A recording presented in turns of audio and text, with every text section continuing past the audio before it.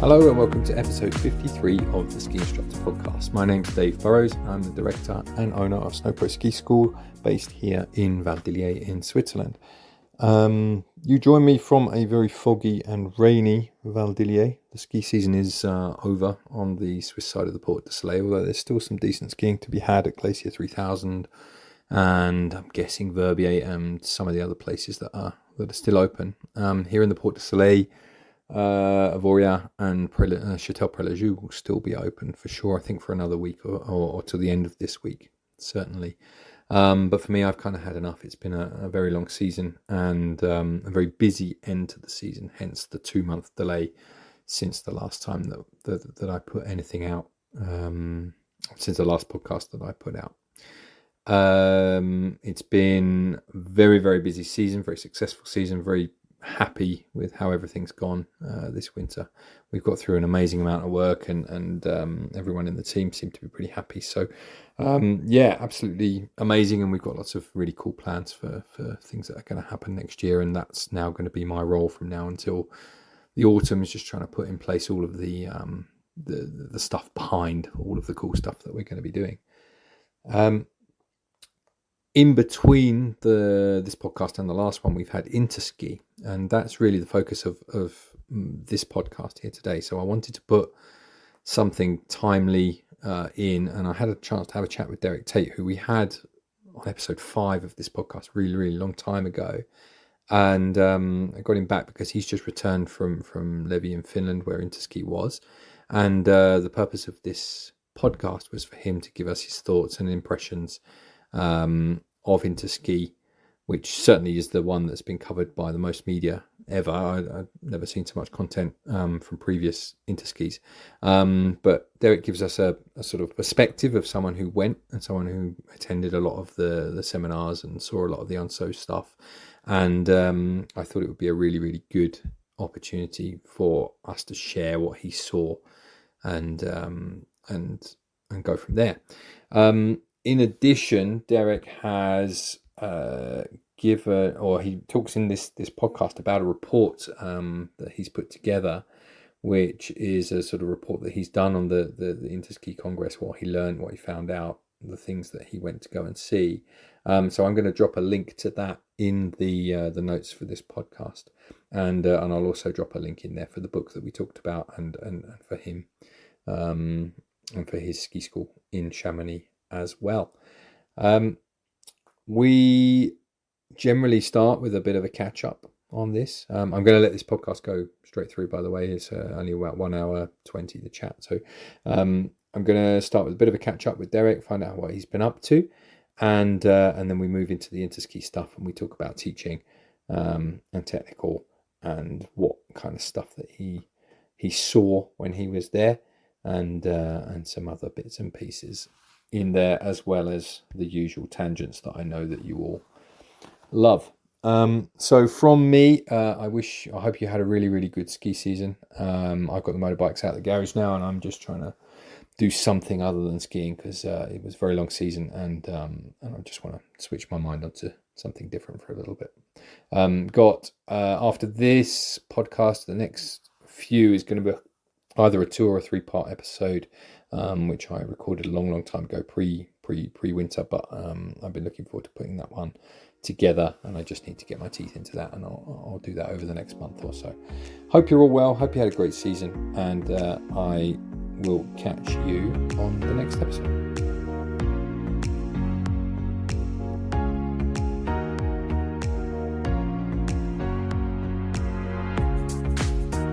So, this is my podcast voice. Thanks for coming over. You're going to be the first person that I've interviewed in the new SnowPro's office. It's pretty excited about. Although it's currently an art studio, but it's going to be an office at some point. But how have you been? How was your winter?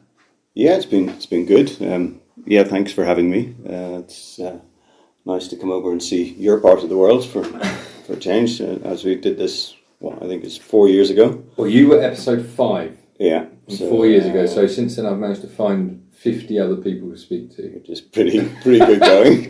Still be doing it. Some are repeats, but 50 in the bag, or 50 episodes. I get to be a second timer. You get a second. Not many people get a second. A few you've had twice, I think. Yeah. Okay.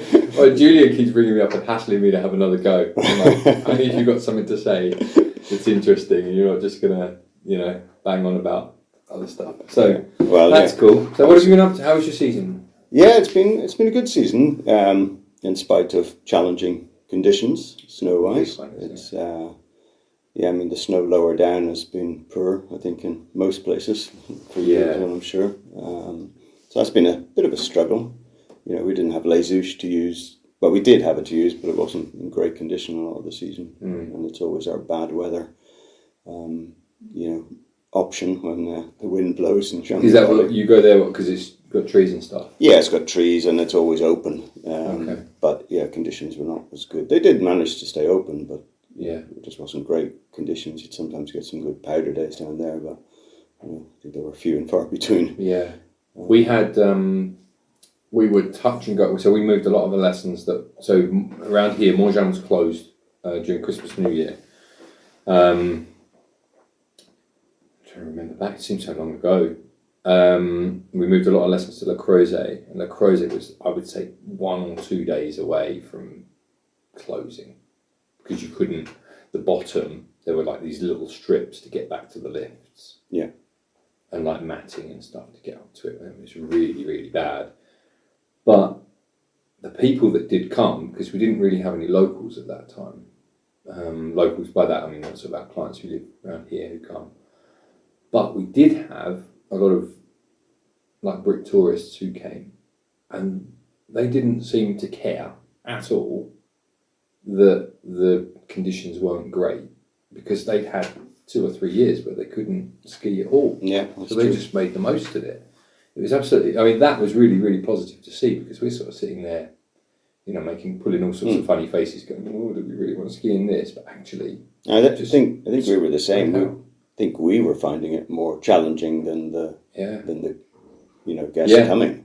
They actually had a great time. We had lots of great lessons this winter, and so I think from a guest point of view it was fine, but it was just a challenge for us because I suppose we were expecting better conditions. Yeah, exactly. Yeah, February half term particularly was warm, and as you say, it was just getting close to a lot of rounds closing. So, but we had. I mean, I think the bit that I've noticed in recent years is that what the clients really like is sunshine and blue skies. We don't get that many clients that really want to go and ski powder all the time and stuff. That's not the lesson that we tend to get. We get a few, get a share of those, but not very many. Yeah. And I think what people really want when they come out is they don't want rain, they don't want weather, they just want blue skies, perfect pistes.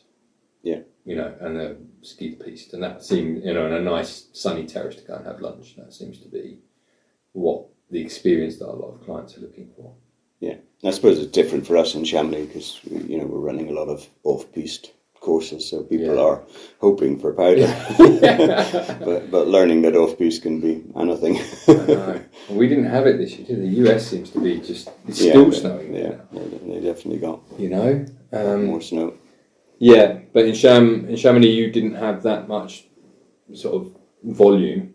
No, I mean the amount of snow over the season was much less than we would normally get. Yeah, I think higher up it was obviously when it rained lower down it was snowing higher up. So we're lucky to have Grand Montet because it's a good high area. That's and the Chamonix Valley areas generally the main skiing's above 1,800 meters. So so I think that was okay this season. But below 1,800 was a bit more of a challenge. Could imagine. But we got through it. Oh. And, we'll, as always, hope for great snow next year. As always. It's got it. We've had two kind of, I don't know what it was, I can't even remember what it was like last year. But I seem to remember it was a sort of an average season. I think we're due a big snowy one at some point. Yeah, we got quite a good snow season when we were all locked down in France. During COVID, that was quite good snow then when we were out touring. Yeah, exactly. And then towards the end of the season, I mean, it sort of dropped off a bit of a cliff for us. And I heard from a lot of people that there'd been quite bad PR in all the people in the UK, for example, that seen, those Daily Mail headlines, there's no snow, blah, blah, blah. And a lot of people, I don't think, decided not to come at Easter. And then we got our typical kind of late, it's still lovely up there. You can still see. Well, I was skiing at Lake Ontamin yesterday and the conditions were very good. It was still, completely white covered piste, where some years you could be brown patches and stuff, but none. No. So, good conditions at the end of the season. It's typical in our region, isn't it? It's sort of the ski season does go on well into April. Yeah. Third week of April, which is what we're in now. Yeah. There's still skiing to be had around here. Quite a lot of it, and I think we've also got. I was up. One of my last days of the season was up at Glacier 3000, and it was fantastic up there. 3,000 meters up, and a piece of grey. Everything was just loads of snow up there. Yeah, they're all set for the autumn for sure, as long as it's not too hot this summer. Well, that remains to be seen. Whether we'll get the same summer we had before. Yeah. Okay, and we were talking earlier about your the school that you run in the Chamonix Valley now. So you're still Bass Chamonix. Yeah, it's Bass Chamonix, right? But it's going fine. I mean, just as we were speaking about, since Brexit, it's everything's just easier to be smaller. Mm-hmm. So it's really just my wife Shona and myself now, and we've one other girl that comes out and does some stuff with us. But that's nice and small, which in many ways is quite nice. Small is beautiful. It's easy to fill our time. Yeah. So that doesn't take too much work. No. A little bit less admin and more teaching skiing. So I think that's right, isn't it? You just you've got the time that you've got available, and exactly for the clients, it's like take it or leave it. Yeah. Book it early or miss out. Yeah, and especially at the busy times. Yeah, if you don't book early, you don't. Yeah. There's not much chance. No, that's for sure. Yeah. So. Oh, cool. So no, it's all going all right. Sort of about whatever number of years I'm into it now. It's more than 35 anyway. So. 35! Oh my goodness. And it was actually interesting coming over here to Val d'Illier, because I used to come here back in season 90, 91, 92. I worked in Chatel. Okay. For Ian and Jane McGarry. And at that time... They're still there, aren't they? I think they still have a place there that they come out to. Oh, okay. Sadly, Ian's not too well now, so he didn't come out. But we used to take the guests from the chalet there to the thermal baths here in Val d'Illier once a week. So I remember the drives over from Chatel. The thermal baths here are currently in a dispute between the commune and the owner. So there's some agreement about taxes, and the new mayor just tore up that agreement that was a verbal agreement. And so it's currently just dragging through the courts. It's been going for like 4 years now. It's a beautiful thing. It's a really, really nice thing that they've got down there. And none of the residents have been able to use it for 4 years. And there's something weird about it, is that the commune own the water and the guy owns all the infrastructure. So he owns the building and all that sort of stuff. And it's really complex. But it's, it'd be nice if that reopened, because it brought a lot of people to the valley. That wouldn't normally be here. Especially in the summer months, which so it's a bit of a shame that that's not happening. Okay, but that's how it is. Oh, cool! That's great. So it's all going well. How are your dogs? The dogs are good. Yeah. How old are they now? Pretty much fully grown. I think they're 4 years. 4 years now. Yeah. Well, they'll be 5 in next November. So. But I remember when you got there, it doesn't seem like 5 years ago. No. But 2 dogs is quite a handful, though. Do you know, I've been dogs come up frequently on this podcast, but I've been thinking lately about getting a dog again, but I don't know where I'd find the time. Yeah, they take up a lot of time, and I mean during the winter, I'll be getting up at 5:30 in the morning, taking the dogs out. Yeah. Then give them their breakfast, then take them for a proper walk before I go to work. So by the time I get to work, I've been up 3 hours already. It just like shortens the day even further. A head torch is very useful in winter. Oh, I can imagine. And there's probably mornings where you just don't want to go out. not really. No. At 5 in the morning. It's quite nice to get to the end of the season. No, I don't have to get up quite so early. Yeah. They're pretty adaptable dogs, but yeah, still. But yeah, no, I don't know where that time went. You know, I used to spend hours walking my dog, but there's not. This might have to wait a little bit till my daughter grows up a little bit more and just have a bit more free time. Then I think I'll probably they definitely back into take time. But it's good. It gets you out. It gets you exercising all the time because they need exercise. So. That is true. Yeah, well, that's the bit I miss the most is the walking. Yeah, it's the general walking in nature is the bit that I really miss, and that's the thing I'd like to have back.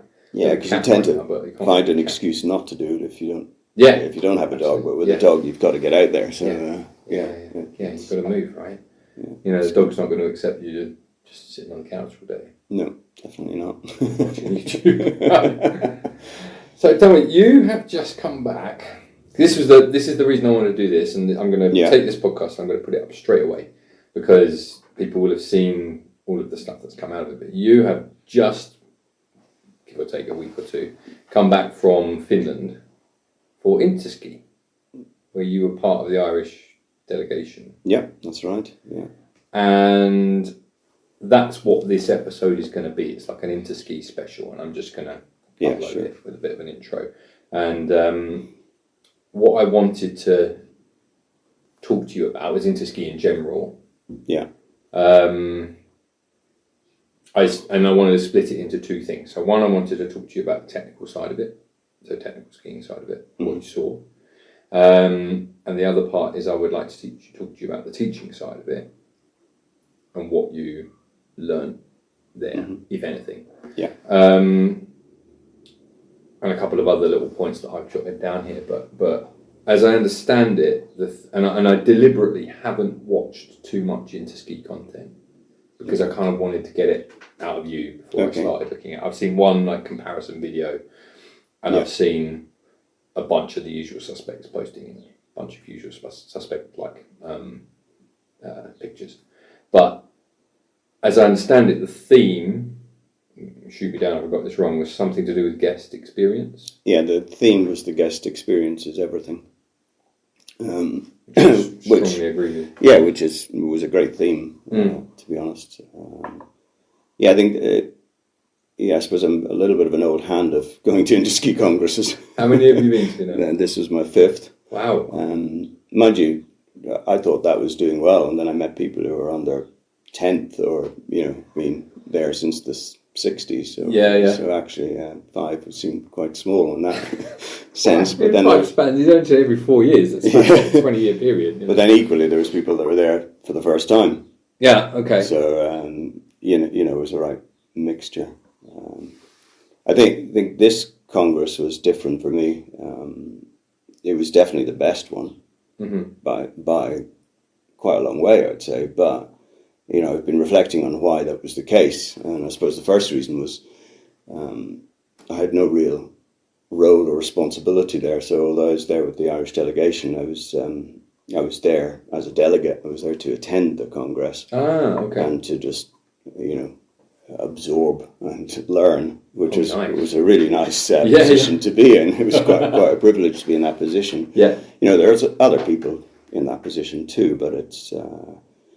All the previous congresses I've been to have been sort of head of delegation or responsible for delivering, part of the team delivering on snow workshops or doing the lecture of snow. So you're always focused on your own delivery and making sure that's good. So you're kind of only half able to participate in everything else that's going on. Yeah. So this was great, just being able to go there for me. I did actually end up with a sort of another role, which just kind of happened because I set up the Facebook group Interski 2023. Well, it was actually 2019 when I set up the group. Yeah. And then I changed the name. And then over time that became the official group of the Interski Congress. It's great. It's a good thing that you do, right? Yeah, so the organisers or the Interski Presidium asked me if it could be the official group. And I said, yeah, that's good. And the idea behind that was, nations, they go to Interski and they're very good at sharing information back to their own membership, Mm-hmm. but they're not that great at sharing it to the wider snow sports community. So we really needed a central place where everybody could, For sure. put everything and share with, especially people around the world who weren't at the Congress, but also it actually worked really well just with people who were at the Congress, just at this central location. I then set up the Instagram page, which I think 2 weeks before the Congress had 1,500 followers, and it's now got 8,500. So that showed how popular Instagram was. I'm missing out on Instagram. I'm not on it. I have no idea about it.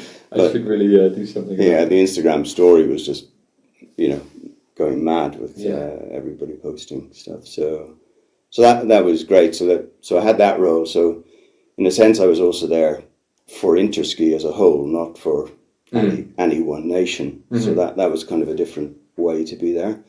You're sort of representing the whole Congress, and supporting the whole Congress. So that was, I think, another reason why I really enjoyed it. Yeah. And then I think there was a different energy about it from other Congresses, because it was, if you think about the 4 years we've just had since the last Congress Sure. and everything that's happened in the world with COVID being all locked up and, then war in Ukraine, economic crisis, everything that's happened. It's there was just a real appetite for a meaningful face-to-face event. So that in itself changed I think the energy that was there and the vibe. It was just really good. And people were very open. They wanted to share and collaborate much more. So that was great. And then on top of that, the venue was just the best we've had by far. I mean, it was lovely to go to temperatures that were cold. It was in the -20s when we arrived. Dream of -20s. I know, the snow was just to die for. It was just a dream. The resort's really modern, only 15 kilometres from the airport. Serious? Yeah, it's just, there's nothing else there except the airport and the resort, and then just open landscape. How do you fly there? Do you have to get a connection? Yeah, mostly people come via Helsinki. Okay. I actually came Air France from Paris, Charles de Gaulle, direct to Kittila is the airport. Oh, wow. And I think the only people on the plane were all going to Interski. Hello. Yeah, exactly. Okay. But yeah, no, the resort's really good, very modern, great lift system, floodlit, Wi-Fi everywhere, great mobile phone signal. Like the future.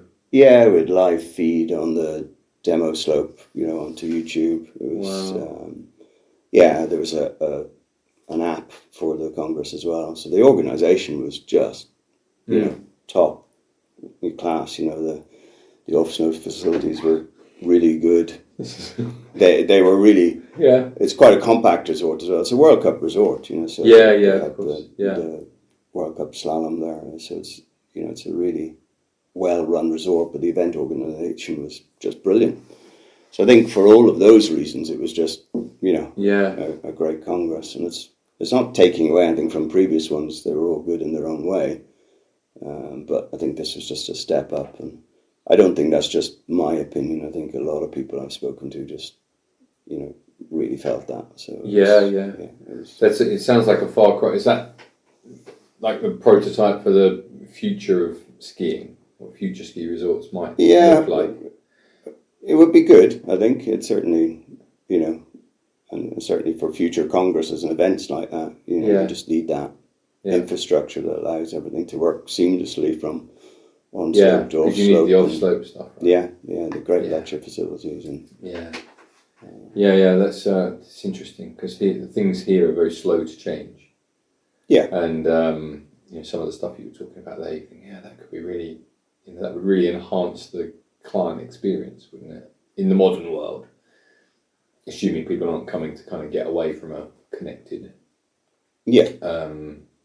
thing, society in that way. But here things are extremely slow to change. So they've only just, by Morjan, for example, they're replacing a lift that had been there since like 1983 or something, and that it's a big thing. They've been talking about that for 10 years. It's the same over our side, Some of the resorts are just very slow. Like Les Houches is a great resort, but the lifts are so slow. You know, they just don't seem to put the same investment into some resorts as others. Yeah, that's for sure. They certainly had that in this region here. They started on this side, and all the lift infrastructure in Champery pretty much is all decent now.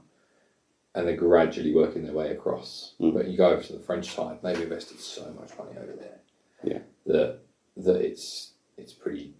But it just seems to vary from one resort to another, and it does. Yeah. It does impact, you know, as was the theme for the Congress, the guest experience. You know, and that's that's so important, and I think that's why this Interski as well was such a good one, is because the experience that we had was so good in every way. Yeah. And I reflected. I was doing these. I just started at the start of the Congress doing a kind of walk and talk pre-breakfast and videoing it and posting it up on Facebook and Instagram, and then suddenly people seemed to think this was a good idea, so I did it every day. Okay. And they got, you know, ridiculously popular. People were stopping me that I'd never met before and saying, "Oh, you're the person on Instagram." How about that? You're, So it was quite funny, and then you know, just getting lots of comments from people saying how much they, you know, not just people who are at the Congress, but people from all around, even Julian, commenting on how good the coverage was for the Congress. So that was quite nice to get that and to know that, you know, people were appreciating it. Yeah. But I think I sort of reflected while doing that, you know, that, you know, the experience was what was everything of being there, and even though we shared it all around the world, I still couldn't, you know, make up for being there. Yeah, for sure. And, you know, it just made me think, well, that's what we as snow sport instructors, ski instructors, go out every day and we make people's experience. Yes. You know, so we have we're in a very privileged position that we can go and do that, you know, all the time. And we're the ones that can make that experience so good for people. Absolutely. And I think that was a kind of, I sort of felt that was a vibe that was coming out of the Congress this year. So. Well, let's talk about that while we're on it, because I don't want to go into technical, because we talk about technical too much. But from a teaching point of view, or guest experience point of view, what was there like a commonality between the nations, or was some more focused on it than others? Like what did you? I think it was. It's not surprising, you know. Certain nations are further down the road when it comes to understanding teaching methodology, learning, psychology of learning, you know, just all of that stuff that goes into the teaching side. So there was no surprise in the sense of which countries were leading the way. But I did sort of make it my business to attend more stuff that was, you know, teaching orientated than technical in terms of the nations that I spent time with.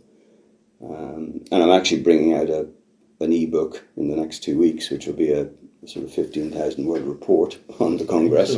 Cool. So I suppose by the time this podcast goes out, that will probably be published. So yeah, we could, if you send me that once you've done with it, I'll link it. So it means people can go and have a look at can download it onto whatever ebook platform they're on. Perfect. So that will go into more detail of there'll be 8 countries featured, which are the 8 countries that I was either out there on snow workshops or off snow lectures. Yeah. It's only 8 countries. I mean, there was over 30 countries there. You can't do more than them, can you? Yeah, you just can't properly do much more than that and actually spend time and understand what that country's delivering and, you know, how they're training their instructors. So what was interesting then from the ones that you did see of those 8? What were they talking about with regards to guest experience? I suppose I'll start with one of the obvious ones. The Americans were kind of leading the way with some stuff. They were supposed to be the best at it. Yeah, their whole thing is based around the learning connection, as they call it. So, and part of that is people skills. Mm-hmm. So they actually look at how you can train, observe, assess people skills as part of their certification pathway. So the workshop they ran on snow was brilliant, and it was actually quite a challenging day because it was when the weather did come in a bit, and so it was cold and windy. But it was a great workshop, just looking at how our, you know, behaviours can sort of impact our guests without us sometimes knowing, and just looking at how how we can, in a sense, separate our behaviours from and the impact they have from our personality. So as they train people, instructors aren't sort of taking it personally, seeing their behaviours as a skill they can simply train and get better at. For sure. And I think that was quite interesting, just how they were doing that. So they did some kind of acting and role play, and they set up a group from quite a large workshop. They took a small group and set up an international demo team. So it was just mixed people, and then one of the guys who was delivering it was the coach of the team. So he was initially creating what would be quite negative behaviours. Okay. And the rest of us were going around and observing this and discussing it with the other guy that was delivering it, Josh. So it was just very well done, and then they obviously changed that. But I think the most interesting thing, which I'll talk about in my report, is that when he then changed to creating positive behaviours and outcomes, even though everybody knew he'd been acting and that was all part of it, it was still really difficult for him to build trust with the people. Oh, because he's been previously negative. Even though everybody knew, oh, well, he's just acting, but it still had a real impact on people. How about that? It was just a very good workshop, just really illustrated how, they don't just do the teaching and the technical, but they also do the people skills. So that was a good one. There's a lot in that, and there's certainly a lot in positivity. I don't know whether I mentioned it on a previous podcast, but lately I've been doing a little thing. I did mention it, so sorry, listener, if you've heard this before. But there's every night now before I go to bed, a little journal just like this, and I write down all the positive things that have happened to me during that day. And it's incredibly powerful to the point where I can't bear negativity these days. I see it and I kind of actively avoid it or try to avoid it because it's toxic to me. And I'm always trying to find, where is the positive in all these situations. Even if something bad is happening to you, something will come out of it that is a positive in some way or another. Yeah. I find that incredibly useful, and it's an important thing to have on the mountain, I think, as well. People are there for a good time. Once, assuming, of course, we've established what it is that they want out of the lesson. Yeah, of course, yeah. But I try to tell my guys here that they are,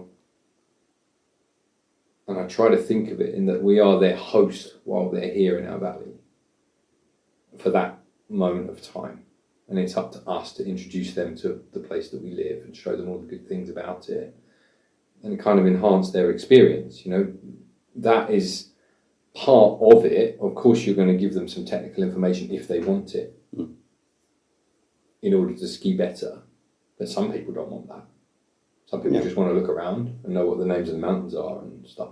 I think that came out of the Congress, is that there was a kind of awakening that there's so much more to the sport than just the technical, and probably more than in previous congresses that I've been to. It was like you're saying. I think that's why the word guest is quite good. They are our learners, but they're also our guests because we're looking after them for the time they're with us, and it is the whole experience. It is about, as you say, taking in the environment that they're in, because it's an amazing environment to be in, and enjoying a coffee stop, whatever it is that they want. Yeah, for sure. And it's not just, sure, most people do want to get better at the sport, but it's everything else that goes with it. I think it is, and there's only so much you can achieve in a week, right, in terms of technically getting better. Or, for the time that they're here. It's a social interaction as well. Trying to build a relationship with people, right? And touch their lives in some way. Yeah. I think it's really, really important. I recruit for that. Again, I'm repeating myself. But I've just gone through a series of interviews now because we're looking for some people in various places. And it's been really interesting seeing people's CVs on paper. And going, wow, that looks like an impressive person.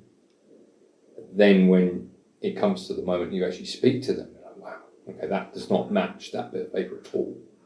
That person hasn't got, it's hard to put your finger on what it is, but that person is not the ski instructor that we're looking for. You know, it hasn't got that magic. And when we just recruited a guy who I've never been on a call where someone made us laugh so much, had so much fun within 10 seconds. Yeah.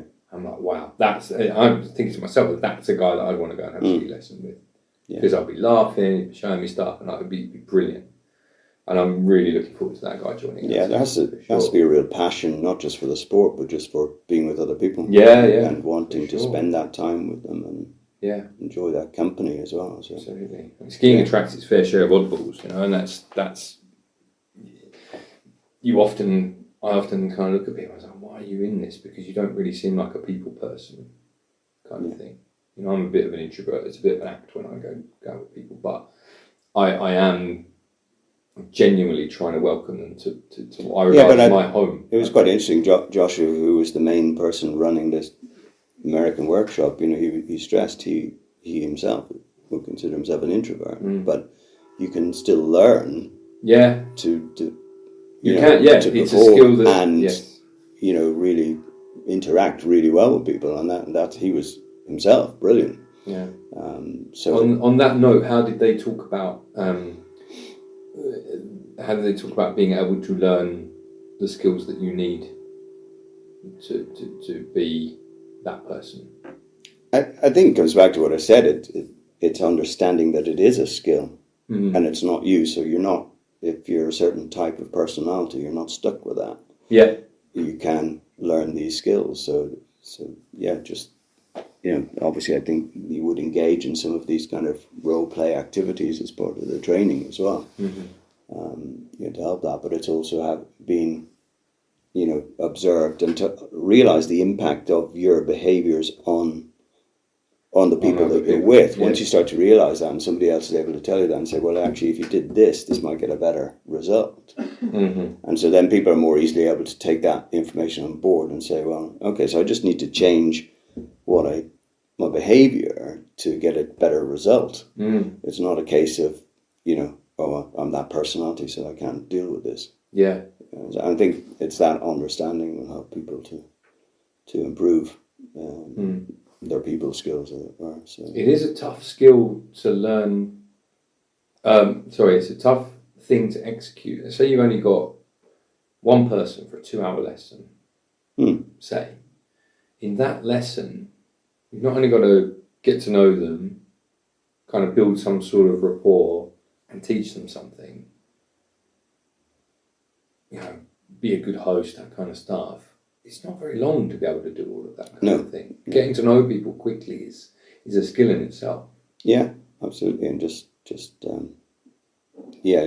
having almost a structure to go through. I mean, again, I went to the Australian session, and their structure was really very simple, you know, and in some ways you look at it and think, oh, this is just stuff that I've seen before.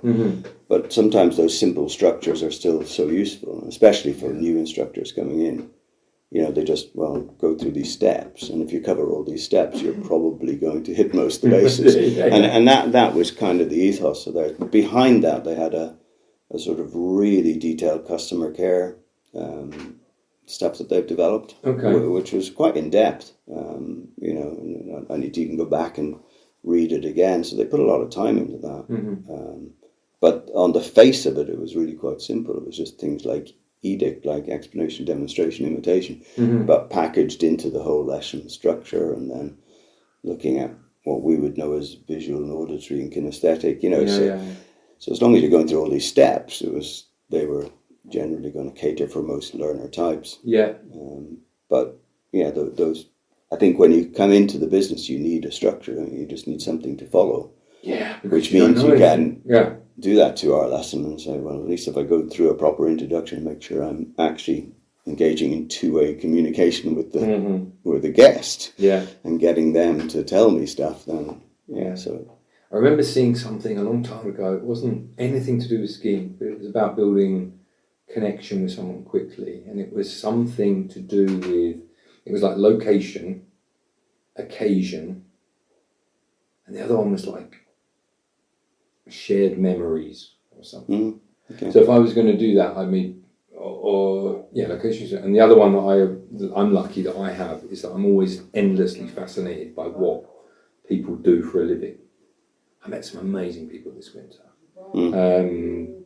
And one of them was like a speech therapist in Ireland who'd been through 3 years of COVID with masks and stuff, trying to do speech therapy. Mm-hmm. That was mind blowing. She said like the problems that she's seeing now to do with like mums having masks and stuff for the kids, and so their speech wasn't developing properly because kids watch the mouth a lot when they're really young.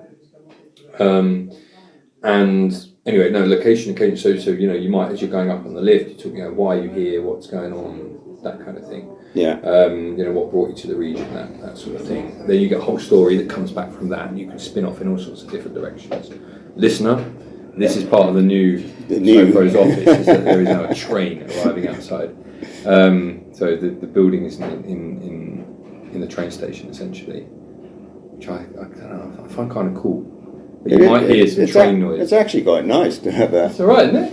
Especially a nice, efficient Swiss train coming past. Yeah. So, I don't know how long the train's going to sit there. It'll probably leave. On time it will leave. Sure. Yeah, and the other one was, what's this, occasion. So you might be meeting someone at, I don't know, like a mindfulness conference. So that's like another, why are you here? How did you get here? What are you here for? That kind of thing. You can spin off in all sorts of directions. And the other one that creates apparently a really powerful bond of people is like shared memories or things that you have in common. Yeah. Which you kind of comes out in some of these other parts of conversation. So it might be like, where are you from? Oh, you might be from Dublin or whatever. Okay, I went to Dublin once, I went here, and then you sort of spin off in all sorts of different directions. Or, why are you here? What are you doing with that kind of thing? And then these things very quickly create quite a powerful bond, I've found, with people. Yeah. Especially if you are present and interested in the person that's in front of you. Exactly, yeah. And that requires a certain clarity of mind. It's very difficult to do with a hangover, and it's very difficult to do if your mind's not on the job and you're thinking about something else. Yeah, you have to have a genuine interest in what people are telling you. And otherwise you're probably in the wrong job. Yeah, and that's why, those first lift rides with your guests are so important, because that's where you establish quickly that kind of bond and get them comfortable. That's so important. But there is quite a modern phenomenon. So I wonder if the art of having conversation is also the amount that we message use social media and all that sort of thing to communicate with each other these days. The art of sitting here and having a conversation and being able to continue it and being able to go backwards and forwards is also, you occasionally meet people that are really, the conversation feels really one-sided. You're asking them stuff and you don't know if they're having a good time or not. Yeah. We've all skied with that person, I think. Yeah, at some point you're just like, well, this is hard work. But sometimes that's for other reasons, because they're actually quite nervous, or there's other things going on. Life, right? Exactly, you don't know. So so you can assume too easily that somebody is something because you just don't know what's going on behind that. It's true. It might be stuff they're not going to tell you. So exactly. You just got to do your best, right? Yeah. Okay. So Australians and Americans. Yeah, they were too, and just on the Australian one, I think they sort of support that idea of, people are coming a long distance into the Australian ski areas to ski, so they're having to travel a long way. So they were really adamant that you had to make a quick impact, and to make that experience go over, above and beyond to create that guest experience, because otherwise you just lose them, and they've travelled such a distance to get there. A lot of people don't realise how faffy it is to get just to get there in front of you. Exactly. I've said this so many times, it's a big effort to show up for a ski lesson. And that was part of it for me. I was looking at the fact there it goes. I was looking at why certain nations had adopted certain things into their teaching, and I suppose the Australians had created this structure which was based around what they do in Australia. So certain countries are creating a model that works for them in their environment.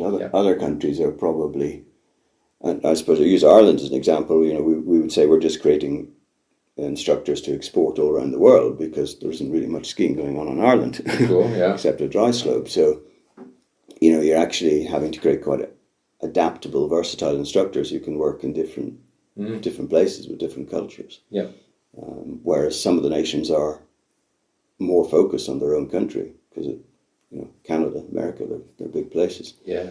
You know, so most of their structure is based around where they are. Yes, they have members outside of that, but the vast majority are working in their own countries. Yeah. So yeah, I mean Australians, as I said, the Americans. Interesting, actually, one of the workshops I really enjoyed as well was Germany, which was a mindfulness workshop for skiing, which is obviously something that, you know, not surprising, the title. Did you know that before you showed up? Yeah, no, again, this is part of the organisation of it. It was all of the workshops and lectures were on the app. So before the Congress, we booked onto everything. We booked our entire week. Sounds amazing. Which we'd never done before. It was always previously to that, it was just like a bonfire, everybody trying to get to whatever session, but everybody booked onto their sessions. Wow. You know, so it was really good from that point of view. And that's when you're looking at the program thinking, oh my God, I want to go to this, I want to go to this, how am I going to go? How am I going to pick the things I want? So that one obviously piqued my interest. And again, it was very popular workshop. It was well attended. But yeah, it was just, you know, the whole, it's nothing new in a sense. It was creating much more awareness of our body and, you know, and being really tuned into it, and then looking at sort of the whole body, I suppose the inner and out experience combined, you know, so it's more holistic. Okay. It was also going through certain activities where we had to be more non-judgmental, which is part of being, you know, mindfulness, which is quite difficult for, you know, ski instructors. You have to do that at some point, don't you? Because you. Yeah. I often say that to the ladies that I teach sometimes, and it's like, I'm not judging you, I'm just having a look. But not being judging yourself and just being open to what's happening. Okay. Well, in your lesson, you mean? Well, just in your skiing. So the exercises we were doing were getting us, you know, just to ski and notice certain parts of our body. Or try and split our attention between an aspect of our body and our breathing at the same time, and just how did it feel? But without sort of analysing and saying, does it feel good? Does it feel bad? Just becoming more attuned to what it was. The analysis drives me nuts sometimes. Yeah, so sometimes we're too quick to analyse rather than just experience, and I think that was a lot of it. My experience to go around the mountain is that was a crap turn, that was a rubbish one. Exactly. That was a rubbish one. Foot's in the wrong place. Yeah. Hands in the wrong place. And that's often how it is, and it's so I think to really get to be more mindful in your learning, you have to be a bit more open to what's happening and just to accept it. You know, there is a time when then you have to work that through, but it's just going through that process of just, awareness. That's very true. And allow your attention to just focus on one or two things. Yeah. So that was good, and it was different as well. So that was nice.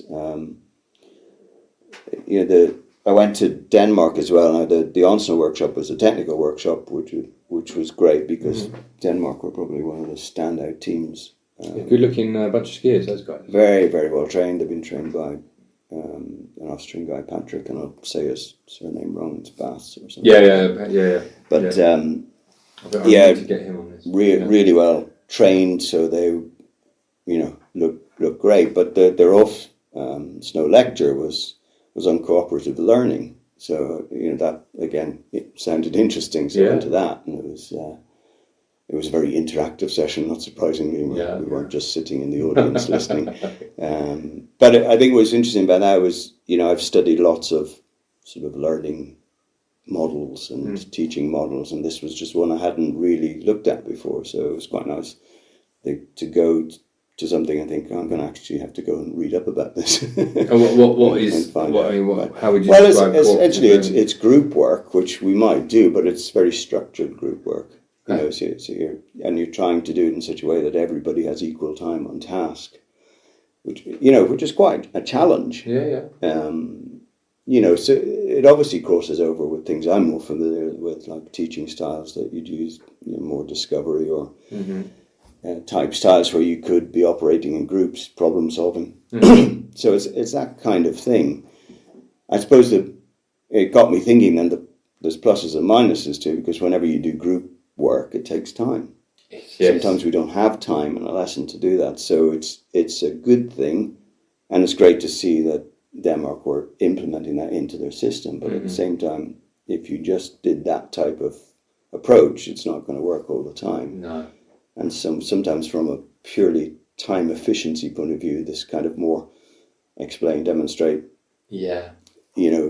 direct method sometimes is easier. Yeah, people aren't used to learning in sometimes you find in other ways. Exactly. You give the group, you give them a task, and also you have to give away quite a bunch of control, right? So you sort of set them the task. And you have to be quite skillful as a teacher to deliver that, so you need to be well trained. So it's not just... So I think it's great, but I think a lot of people will still just stick to the more time-efficient methods. Yeah. Unfortunately. Yes, absolutely. But it's good to see that some of the nations are trying to be more open to different ways of delivering sessions. Yeah. And training their instructors to be able to do that, not just... Absolutely. That's the whole point, because this is all looking at how different nations train their instructors. So that was good. The Canadians were also, just exceptionally good across the board. The huge team there. Do they have a similar culture, don't they, towards sort of client? Yeah, and their whole teaching thing is called the collaborative approach. So they're very much about building a partnership between the learner and the teacher, and they very much want to use that word learner. So yes, it was more focused, I suppose, on the learner getting better, but in a very trying to make it as objective as possible, as measurable as possible, so that it took out the sort of woolly subjectiveness that you would get. Yeah. So setting very clear tasks. So they were very strong on when they trained their instructors. If you can make the tasks objective enough and be clear on the outcomes, then the candidates coming through will not continually be looking, is that at the level? Is that at the level? Yeah. Which is... Yeah. They become dependent on the trainer, right? Yeah. So they're very much about that. So that was quite interesting. And it's nice, isn't it, when you give clients that, from a client point of view, you can tell them, like, this is this, and this is how you know if you're doing it right.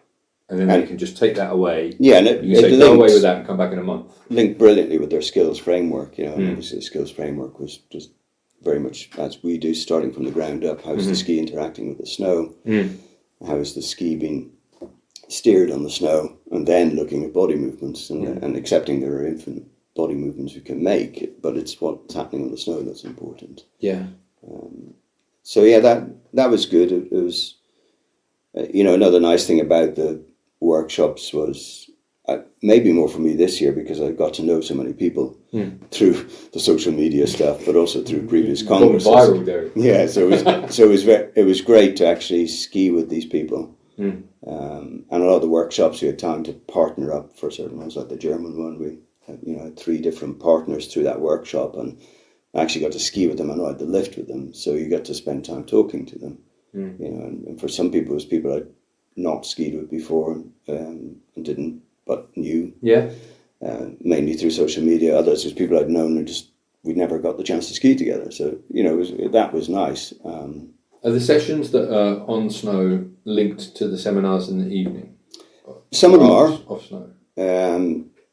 Yeah, and yes, some are definitely linked. And so you get the on snow demo. Yeah, and it would be in an ideal world I would have done that in every case. You got so much time. The Hungarian one was the one where I went to their lecture off snow, but didn't get to do their on snow. And I actually say in my report, I was actually quite sad that I didn't get to do the on snow, but I couldn't fit it in. No. But they took a different tack as well. They were looking at how do we ensure that our skiers are lifelong skiers, and how can we make sure they don't get injured. So they were looking at the whole physical dryland preparation in the gym to make sure that the movement patterns were, correct physiologically and sort of biomechanically. Wow. So it was really, and they've created a whole series of 8 videos on YouTube that go through all of this. Really?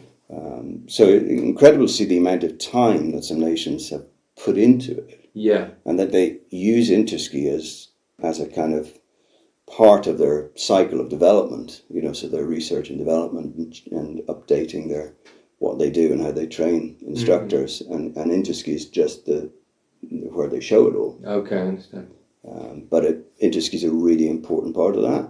So they're learning from others, yes, but they're actually then, this is what we've been working on. And, they've done a great amount of work on that. So that also was different because it wasn't just technical or wasn't teaching as such, but it was definitely, we if we're going to keep our guests having a great experience, we've got to keep them in the sport. And one way to keep them in the sport is they don't get injured. That is one way. is that they actually enjoy it and, physically can manage it till later in life. So yeah, that was good as well. So the injuries thing, by the way, scares me to death. We had a group came here at the end of the year from Kenya. First time they've been back since they used to come regularly pre-COVID. And it's the first year they've been back. But I'd forgotten the tension that comes with the Thursday and the Friday, where you're like, nobody injure any kids, right? Because I'm going to have to take them down to the hospital, and then they're going to have to get on a plane, like 16 hours back to Nairobi. We don't want no injuries on the flight. There just isn't time. But not only that, you just don't want to do it anyway. But it was tense. Really tense. Of course, we can never cater for the kind of other skiers collision type. No. I suppose the Hungarian thing is more about making sure at least that our movement patterns are. But it's interesting that done properly and transfer from the gym to snow. And do they say then that they think that decent physical preparation is sort of preventative, essentially? Yeah, learning to move correctly. Yeah, so that's useful. That's something that we could give right to every guest that we have. You should attach it to their invoice or their booking confirmation somehow. You say, look, if you're interested in preparing. Yeah, and so I think that the latter 4 of those 8 videos, because I've watched them all now, are just very much the off-slope physical prep. Yeah. And moving correctly. And so, it's really well done. I'm going to steal that. But, yeah, I mean, that's another thing about the report. Okay, I've only covered 8 countries, but, the report has a lot of my sort of top takeaways from the event, but it's also got all the links to all the stuff that the nations have. So, it'll kind of pull it all together in one place so you can go on and actually... You're doing God's work. And go and look at all this stuff and spend hours on it if you want to. That's great. That's really cool. But, yeah, so that was Hungary, Australia, Germany, Canada, USA. Yeah, so they were the kind of ones I focused more on there. On Denmark as well. And Denmark 6. Yeah, so I think the other 2 that I went to was Argentina and Switzerland. Okay. And that was more technical stuff, but it was still interesting to go to the technical workshops. What were the Swiss talking about? I think their main message was they were trying to simplify the language they used and simplify the connection from snowplow turning to high-end carving, and so that it didn't confuse people. And I'm sort of in 2 minds as to how that came out. I mean, if you've seen their textbook, you would know. First things first, though, the Swiss skiing was amazing, and their demos on the hill really took it to a different level to everybody else. Outrageous how good. When they came down on their second show run, and fabulous formation, and the entire team go out over the jump, and then they land side by side and carry on the formation, and you just think, okay, yeah, that's really whereas other teams it was just the odd person going over the jump, But they were phenomenal skiers, but I think that again, as you see in my report, there's stuff in their phraseology, and sometimes it's a translation to English as well, which just doesn't kind of explain it well enough. Yeah. It's like the old face downhill type thing, and but it's not actually that accurate in certain situations. So, I won't go into the detail there. You can read it in the report. But so there was a positive side to the trying to simplify it and a potential negative side. But technically, generally, what they were saying was great. Yeah. As you would expect, and amazing demonstrations, amazing skiing. And it was fun to go to those workshops as well, because I think that Swiss one particularly, I got to spend time with Jamie Jack, who delivered the Canadian session. Mm-hmm. I'd not met him before, but he was a really interesting guy. So much knowledge, runs the whole of Ontario in Canada. He's got more people running courses than we have members in associations. So. It's a big country. So, but really good. And he's actually from Scotland. Yeah. The next train. That's the next train. That's the one going to Chambéry. Yeah.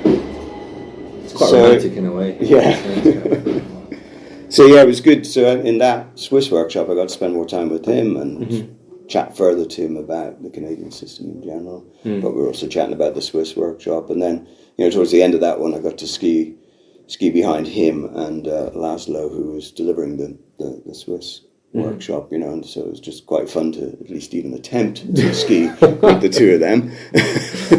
One of my experiences I think I was going through the Swiss formation. One of the guy was on the demo team. He's like, Dave, just follow me. I'm like, glad he's not looking back too much, because I'm not following exactly very well. They're a different world, those guys. Yeah. But I quite like the Swiss style in many ways. It's quite free, but accurate. They do seem to somehow combine freedom with accuracy. They almost sound opposites. Whereas the Argentinian one, there again was really good. Great delivery. We had a really fun workshop. We had some fresh snow in that as well, so we had to play a little bit in that. But it was they're kind of more mid-stance, if we want to go back to old language, so very low in the crosso. Or cross under, as it would be, in the transition. So, it was just, there was nothing new in any of the technical, but it was just what each nation was focusing on. So in a sense, you were asking, we didn't want to spend too much time with the tech. Well, I didn't come away knowing anything new technically, but I got more of an idea what some countries were focusing on. Let's since you mentioned it, let's talk about it. Because I only saw this year. I saw in the the comparison videos, and I think if you were to, I'm going to shut this door for a second because I think school's coming out now. I think in the comparison video I didn't see much. If you've got a really trained eye, you can see it. But I didn't see that much in terms of national style variations, apart from maybe the Swiss. Yeah, I think you're absolutely right. And I've watched those with interest, and I was there, and watching all of the teams performing. But watching those comparison videos is great, because that's always organised sort of just within the nations themselves. It's ad hoc, but it was great. It's great that they spend the time doing that. I think what was, for me, stood out was within different nations, there were standout skiers. Yes. Who were just amazing. There was Catherine, I think her name is, from Denmark, amazing skier. The chap from San Marino was brilliant, but there's Josh Duncan-Smith from New Zealand. I could name a number of them. They were standout performers who were just amazing to watch. And in a sense, that almost highlighted what you're saying. There is no necessarily recognizable national style. No. And I think that's a good thing. I know that the likes of Phil Smith would like that. He put a comment on there, that he just wants to see individuality and his expression of skill rather than there being a national style. Yes. I think there is a bit in the Swiss, because they ski in a very unique way. Yeah. High-end carved performances. And so there is a bit of a definite style to how they ski. But even within that, you can still see some standout performances. When somebody appears for the long turns over the hill and comes in at speed and just jump and then just lands and does it, that would have been killy. There are obviously standout performances there as well, where they're just some of the performers were on a different level. Yeah. But that's fun to watch. That's fun to see how people do that. There's a couple of the Americans as well, brothers actually, who are just incredible. I was actually watched one of them come down the World Cup slalom piste. And I was just looked at it. I just skied down it myself. So I just looked at him ski down it. Just couldn't believe it. It was just the transitions were just poetry and motion. Just incredible angles, but just built beautifully, smoothly. So that was fun to see that. But I think you're right. I don't think there's such a national style. There is definitely a move away from form for a lot of nations and more towards function and skill, and that's got to be a good thing. I wonder how much of that is due to the aforementioned connected world, right? Like if you were a Swiss skier in the 1980s, say, the only reference points you'd have would be the Swiss skiers around you and the guys who you go and educate with. Yeah. You might pick up some VHS videos of the Austrian guys. No, I think you're absolutely right. Yeah. But these days you can watch whoever you want, more or less, and you can say, well, actually, that guy over there, that's a guy that I'd like to ski like. I can see why he's doing that and what he's doing there. I don't have to necessarily ski like that. There is something in the Swiss DNA that means they all do tend to ski the same a little bit. And it's very unique here. Like the high skiers, they have a very specific, and I've been on courses and I've asked them, like how they get that big sort of incline and then last minute, boom, and the arms are very unique, but they seem to just copy each other with that. But the rest of it, I think I noticed on the videos, and then it got me off onto thinking another thing, was that if everyone is skiing on an equivalent, more or less equivalent 165 slalom ski, and in a, say, 130, race boot, there's only really these days so many shapes that you can make, given that equipment. I suppose there is, but you're always going to see performers that just have an extra bit of for sure feel and skill that just have that a way to express it, and I think that's that's what's so interesting within nations. As I say, standout performers from within nations. Going back to what you said about technology, I think that changed for me in 2015 when Paul Lorenz from Australia, who's now who's running the APSI, but he set up Projected Productions with Riley McGlashan, and that whole thing where they started to bring in skiers who they'd met in Argentina, or maybe they'd met them elsewhere, but they were certainly in Argentina, and they started to make those videos, which were basically people, an Austrian, a Swiss, they were people from, as you say, different parts of the world, and all high-end performers. All coming together to make a video, and that was, I think, where we really started to see that change, which means we probably have less of a country style. That's definitely, that was my impression of the videos, the limited number of videos that I've seen. So, and you might not have seen the one if you haven't watched too many. They did a third one. There's 3 of those that they did. The first is short turns, then they've long turns or carving. And then there's a mixed nation synchro. I haven't seen that. And that's really interesting as well, just watching everybody just playing together. And that's just so nice just to see, they're all just getting in there and mixing it up together. It's cool. So I think it's definitely, but it kind of does link back to the teaching stuff that we're talking about, because if we're moving more towards a skill-based system in more countries, which seems to be the case. I wouldn't say everywhere, but we're getting there, and it's definitely moving in the right direction. So it's more function over form than then that means the teaching is different to achieve that. Yeah. No, it You has know, to be, and right? it has to be. You know, we're not sort of starting from the top and working down. We're starting from moving from the ground up and looking at how the equipment works and how to make it, you know, the skis in this case steer. But is the body type similar for a lot of the skiers that are there? in terms of what they're trying to do, or body type in terms of, I imagine everyone is I'm not going to say like a similar height, but I would imagine there's not too many overweight people there, and there's not too many. It's hard to perform at a high level if you're not fairly much an athlete, isn't it? And there's a lot of athletic people there, yeah, for sure. Yeah. So I guess the point I was trying to go around the houses towards was that when your client arrives, you don't necessarily know what they're going to be looking like, right? But one of my clients this year was a fellow who played Gaelic football. He was 6'5". He must have weighed 20 stone.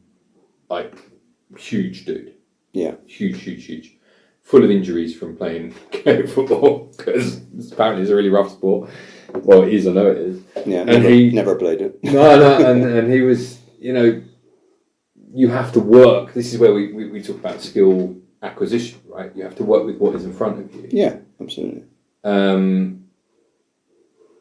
Which is important for the instructors to know, because you kind of just got to work with the equipment that equipment and the skier you've got in front of you, and whatever injuries they might have, history of injuries and so on. So a whole bunch of other stuff to do with how they learn, I guess, and the rental equipment that they're inevitably on as well.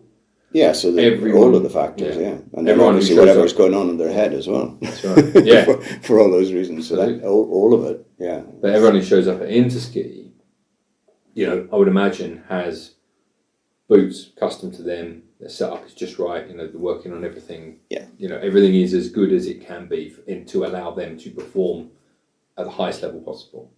Yeah, and if they're on a demo team, they're bound to be pretty good, aren't they? Yeah, exactly. They're going to have some skills, right? Yeah. So I imagine that's why, I'm not saying apart from the standouts, but it's why it's now also, there's that convergence of what people look like. There isn't sort of very distinctive individual styles anymore.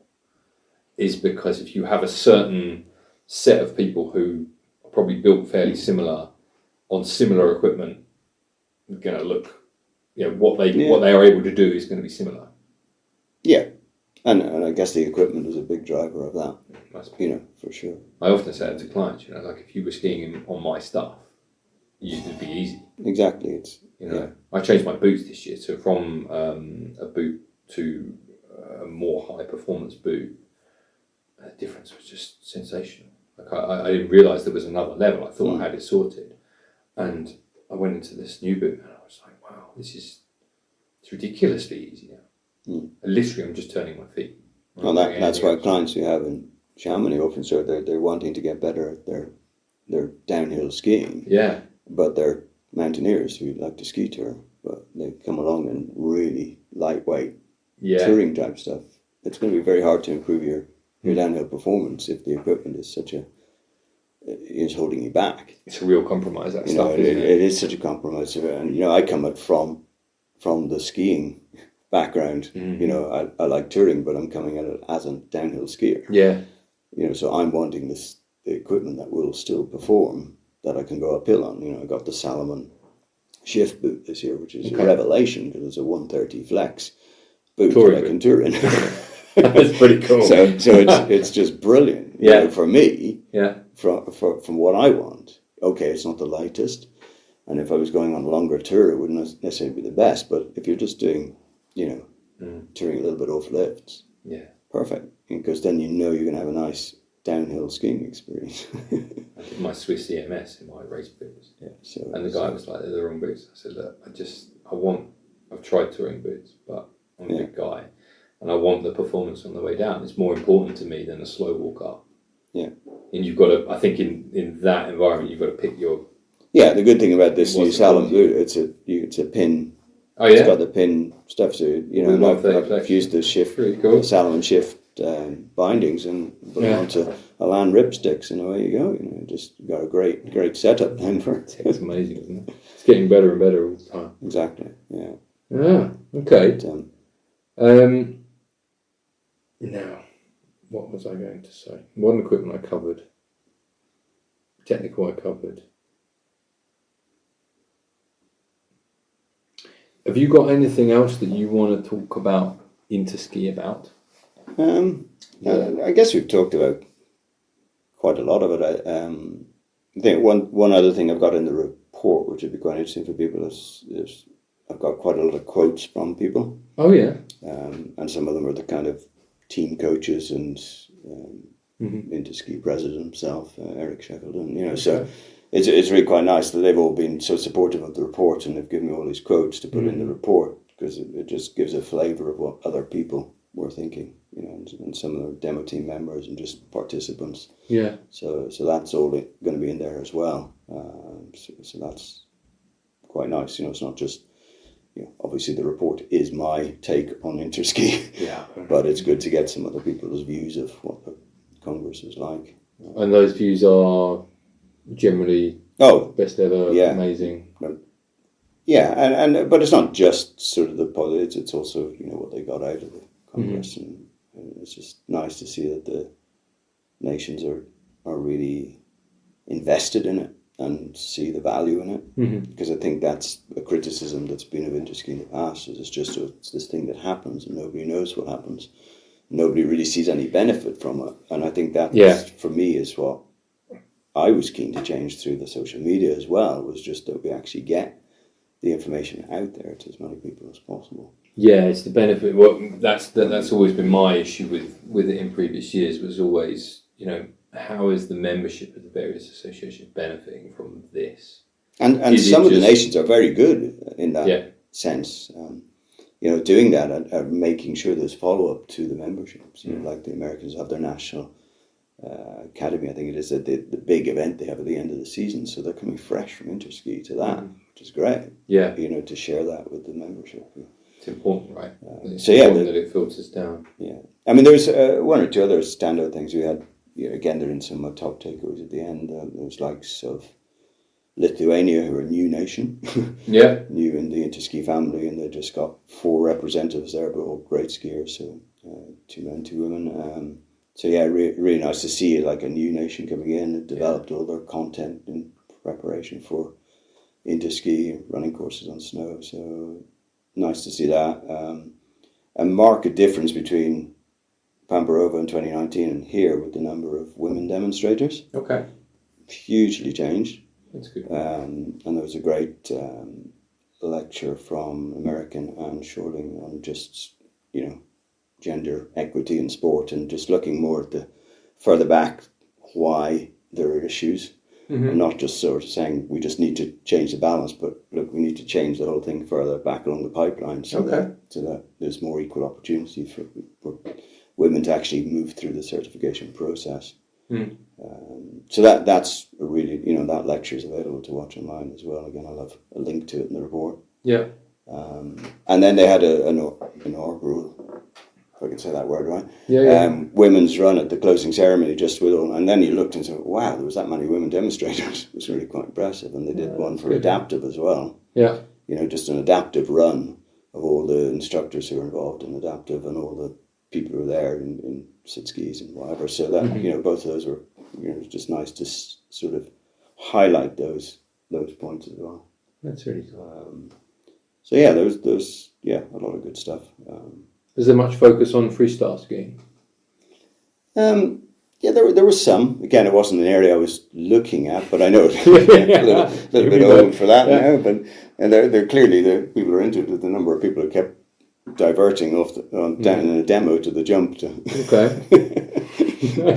And the Basie team had a couple of nice ones as well with a full backflip. Can't remember who that was, but just and back into the line as well afterwards. That was pretty cool. Impressive.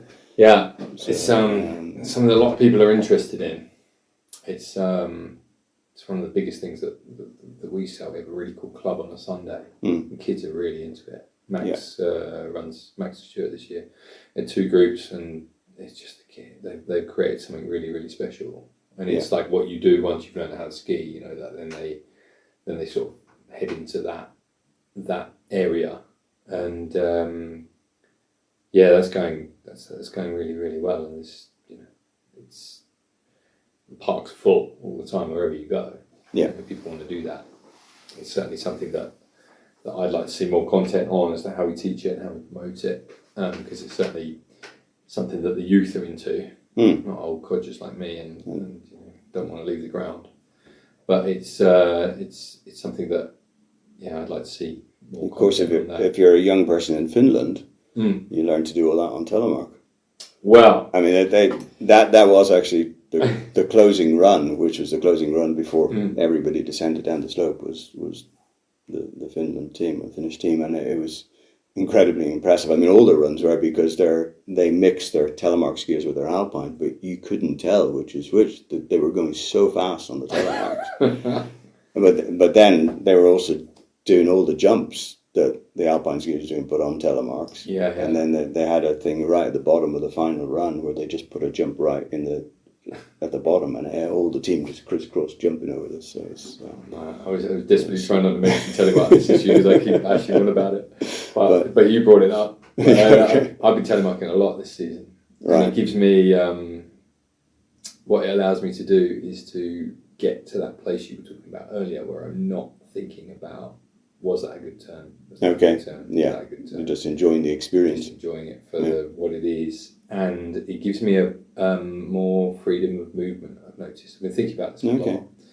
I've got more freedom of movement and expression within my body because of the way that the boot is attached to the ski. Mm-hmm. Rather than, and when I go back to alpine skiing now, I feel incredibly restricted in terms of how I move, which is interesting. It's something I'm going to explore more next season. But my choice now, I'll always take my telemark skis when I'm going. Yeah. All right. Last question on this then, because I did write down a question about this when you were talking about how amazing the resort was and how set up it all was from it. Has anything been lost from previous years in this advance towards sort of a more professional Interski? I'll tell you the reason that I asked this question is because it irritates me a lot with modern life in general, is that there's hardly anything. Everything now has to be done so professionally, and there's always if you look at sport, everything's kind of professional to the nth degree. Mm-hmm. Same in business, the same in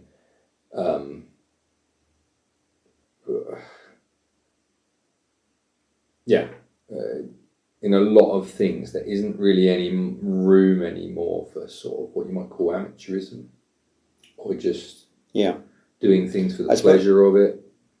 Yeah, it depends how we define them, doesn't it? It's just like if we sort of think professionalism with career and job, and amateur as kind of being pastime and hobby, if that's how we define it, then that's one way of looking at it. But I suppose you could also say professionalism just making sure that you're doing the job well, and you're doing it with quality, but it could still be a hobby. Yeah. So I don't think you have to.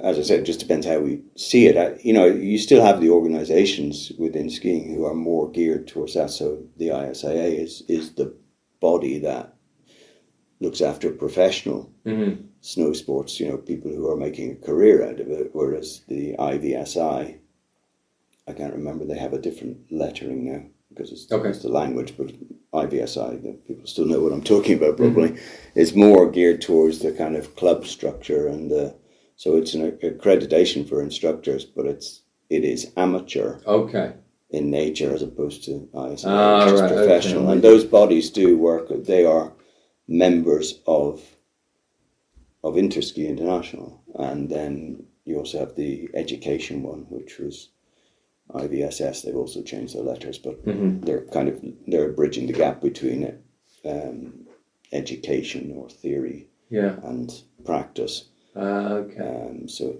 it's more the university type stuff that might be done to research stuff for snow sport. So you do have those three bodies, and I think they were fairly well represented, because the German workshop that I went to was actually they had very distinctly their sort of ISIA type team and their IVSI type team. And that workshop was run, I think, by what would come under their IVSI.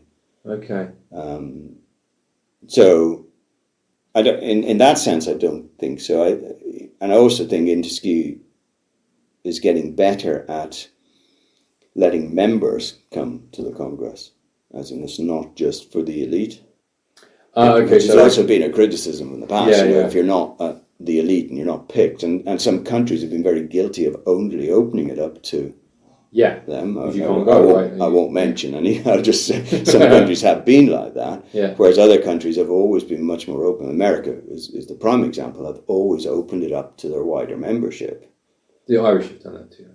We have, although it didn't happen this time. It did in Pamparova, and I just don't think people came for one reason or another. I think there was a concern that Finland was close to Russia, but it's not that close.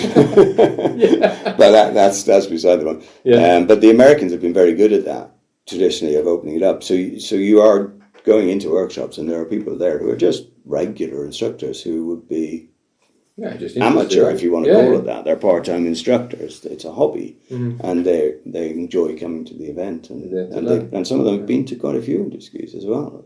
So they enjoy the whole experience. So it's a little bit maybe disconcerting for them when they go into workshops and there's an incredibly high standard of skiing, and you can see the differences for sure. But it is nice that some of these nations are more open to allowing, if you like, different levels of interest within the sport and professionalism or amateurism to be at the Congress. So I think that's good. It's hard to criticize this one, to be honest. compared to the others I've been at. All of them had issues before, whether it was logistics or certain things happening or not happening. I think this one just did a really good job. So the Austrian team is like an independent team, isn't it? Yeah, I don't know enough about the structure. I mean, Austria, Italy, and France left the ISIA. But Austria have an Interski organization, so there's a lot of politics going on in Austria. You just have to look at social media to see that. So there were people there like Patrick, who said trained the Danes, who wasn't there. So there's people missing because of the way things are structured in Austria. But I honestly don't know enough about it. But they did have a team there, and they were a very, very good team. Again, great performances on the demo hill. So, whatever way it works there, they still end up with high-end skiers coming to the Congress. Italy weren't there, and France weren't there at all. That's a shame, isn't it? Although at the Congress, at the ISIA assembly, Italy have now rejoined ISIA. So they're back in. So we'll see those guys next year. Next time. So they will be back next time. So they have, as people said, come back to the club. So so whether Austria and France will follow suit remains to be seen. I don't know why they all left. I don't want to know. Politics. Yeah. It always ends up that way. Yeah. So in between all this, and when you're busy ski seasons and stuff like that, it seems to me you're transitioning into being a writer. So last time that we spoke 4 years ago, you were in the middle of finishing off. Was it just finishing with the first book then? I think you were doing either that. It was to do with the education. You were. I would have just finished my master's degree in applied positive psychology. So actually the other book, the first book, Learn, Enjoy, Flow and Grow, came from, I suppose, my career in skiing up to that point and my interest in learning psychology combined with the degree I'd just done. So that kind of led to that book. So that's available in paperback, ebook and audio. On all platforms. So that was good. And then this book, 6 Steps for Training the Mind, is a follow-on, because I wanted to create something that was a more practical book. So it's got, at the end of each chapter, it's got practical activities that you can do to train your mental skills. And that's really the whole idea, is in the same way as the Americans were saying, well, look, there are people skills that we can train as well as teaching stuff, as well as technical stuff. We can train mental skills. And it then hopefully takes away some of this kind of, some people are always very, they don't like to admit, as you know, that, I need to work on my mental side of the sport. There's something wrong with me if I need to do that. Well, no, not at all, but it's still very much the case amongst some people, and probably more so amongst men that are not sort of willing to admit, that they could do it practicing some of these. So that's kind of the idea of the book. It's just straightforward stuff, whether it's self-talk or relaxation, which includes meditation and mindfulness, or imagery, which is a huge area. Imagery is huge. To pre-performance routines, and then the final chapter takes it back to flow again, which is obviously the thing that I was particularly interested in people getting to a flow state. So the idea is if you train these mental skills, then you're going to increase your chances of being able to find flow state more often when you're skiing or whatever sport you're doing. Yeah, I mean, I think the book is also, yes, it's a sports oriented book. It's obviously got plenty of skiing examples in it because that's my main background, but it's got plenty of other examples of other sports as well. I've seen many in it, yeah. But it's also, as I found from the coaching I do with people, sort of more, if you like, life coaching I do with people online, it's really the whole idea that sport and being in this mountain environment is good for your mental health. For sure. And if you can train the mind through these steps, and it's equally as applicable to your wider life as it is to just a specific sport. So yeah, that's the kind of idea behind that book, and I suppose I've used that book as a template for some of the coaching that I run online as well, and people have found that a really good way to structure coaching sessions as well. So by going through each of the steps. I wouldn't even know how to. How long does it take you to write a book like this? So I suppose the whole process is about a year. Yeah. Because they are self-published as well, so you're learning that. That's why I wanted to do this Interski report as an ebook, because I've learned how to do it. Yeah, for sure. So, well, you publish it yourself, right? Parallel Dreams Publishing. Yeah. Exactly, I've gone through that process, so I know how to do it. You know how to get a physical book made. Yeah, well, actually, it's print on demand nowadays. Yeah. So you don't. Yeah, you order a few copies if you want them, but it is just. You don't have to hold stock. It's great. It's changed so much. Yeah, the world's changed in that respect. In that industry as well. So it's very easy. Once it also means if you do find mistakes in it, you can just upload a new file. Of course. Yeah. And there you go. And it's done. You don't. So I've done that a couple of times. Where I found a few things. Well, I think in the process of editing books, I helped someone with theirs one time, like as a proofreader, and. If it's your own book, because you've written it, you miss things that are just... you miss it because you know what's written, right? Yeah. So that's been... Yeah, it's been a sort of a... Never going to get rich from it, but I think it's a nice addition to what I do. Yeah. I just like that sort of... I guess that's why I like going to Interski, is because in order to write something like that, you have to go away and research stuff. You have to spend time reading it, you have to understand it, and you have to think about it and work through how it applies in practice. And so that's really what those books are, is just my brain not switching off. You've got to get it all out. And the problem is, when you're writing something like that, it is really like that. I will go to bed at night and my brain will not switch off. And if I just have a thing that I'm thinking about, and I'm thinking about how I want to write this next bit, I'll sometimes just have to get up and do it. Yeah. And then go back to bed, because if I don't get it out, I'm going to forget it by the morning. I'll have forgotten how I was going to phrase that. Exactly that. I need to write it. Yeah. No, I do. My wife will tell you when we go out. I'm often up at 3 a.m. to start scribbling stuff down. Yeah. Because you have to. Yeah. Otherwise, you don't sleep very well. Yeah. You will forget it. Yeah, probably. Or you won't write it quite as well as you had it. It'll just won't come out. That's the time at 3 a.m. is when your brain's got it all organised. It's done with the rest of the day, but it's like sorted it all, and you're like, right, that's got to go down. Yeah. Come up with some of my best ideas like that. Yeah, no, I think so. Yeah. You think you dreamt it. It's just like constantly turning, isn't it? Yeah. Well, this is amazing. This is really cool. And thank you. Thanks for giving me a copy of this. I really, really appreciate it. I'll give that a read. Good. Put that next to my bed. Yeah.